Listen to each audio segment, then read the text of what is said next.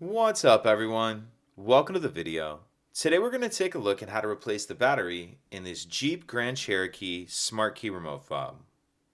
This Jeep Grand Cherokee key fob is going to use replacement battery CR2450, and I'll put a link in the description box of this video to where you can find these replacement batteries if you're in need. So the first thing we want to do in order to change this battery is grab our key fob, and we're going to remove the emergency key that's in the bottom of it. That's done by pressing this button here on the side of the fob that my thumb's on, and the emergency key will pull out like that. Now if we hold our key fob with the buttons facing down, I'm going to use this key to pop off this back cover. So if we take a look at the very bottom of our fob, we see there's this notch right here that I'm touching with the end of the key. What I'm going to do is put my key in this notch like this. Then I'm just going to angle it up a little bit and push up on that cover.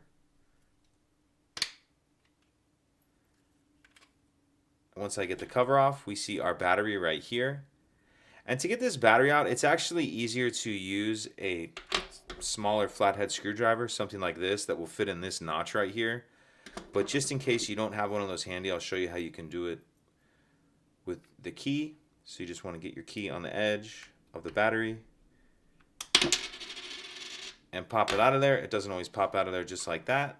But once you get that out of there, whether it's with the key or the screwdriver, we can install our new battery.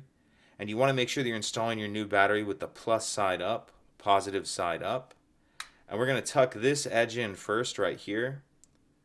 Tuck that edge in first, and then you can kind of push down just a little bit because there's a spring in there. So push down just a little bit and then snap it down into place. Then we'll put this back cover on. How I'm going to put this back cover on is I'm going to hook this part on first like that. And then snap it down. Slide our emergency key back in, and that's it.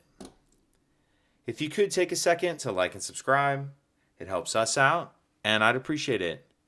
Thank you.